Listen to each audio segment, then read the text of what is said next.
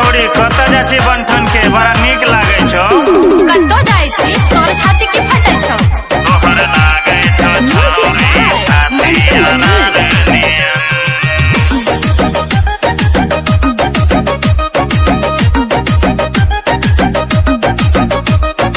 आमनियन अनार नियन, आमनियन अनार नियन, तोहर लागे छौ छौड़ी छाती दोनों आमनियन। तोहर लागे छौ गोरी ढोरी कटोरी नियन। आमनियन पपीता नियन, आमनियन पपीता नियन, तोहर लागे छौ छौरी छाती दोनों आमनियन। तोहर लागे छौ गोरी ढोरी कटोरी नियन। सच बोले छियो छौड़ी चल भाग।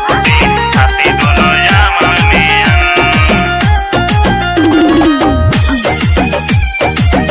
तोहर लागे छौ छौरी छाती अनार नियन। चले लो तही लेला तोहर दोनों छाती गे, तोहरा देखी मार लेबा हमारा के महती गे।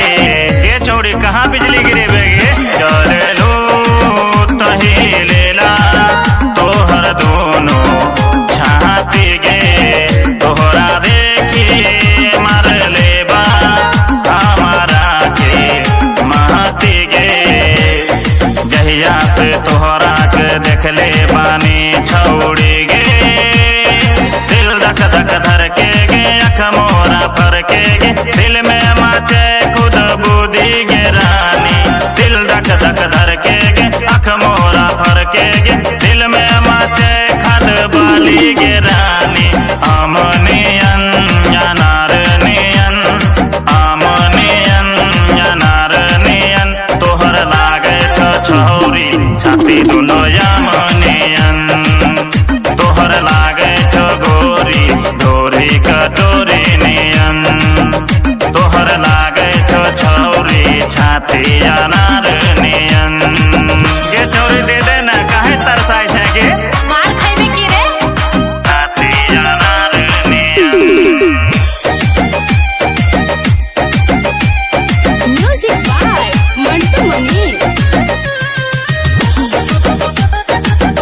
तोहर लागे छौ छौरी छाती अनार नियन। काहेला देखावेलो अपना चढ़ल जवानी गे, होई जाए रानी तोहे बहुते परेशानी गे। सुन गे काहेला देखावेलो अपना चढ़ल जवानी गे, होई जाए रानी तोहे बहुते परेशानी गे। आपन जवानी जियान काहे कर तारे छौड़ी गे, अशोक सियाना गे भैले दीवाना गे, संतोष बेदर्दी के मान के ना गे रानी। अशोक सियाना गे भैले दीवाना गे, संतोष बेदर्दी के मान के ना गे रानी। आमनियन अनार नियन, आमनियन अनार नियन, तोहर लागे छौ छौरी छाती दोनों आमनियन।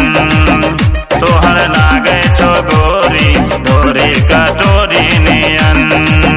तोहर लागे छौ छौरी छाती अनार नियन। ए छौड़ी बुरा मत मानिह, ई गाना फुल शाकाहारी ह। खूब समझै छी।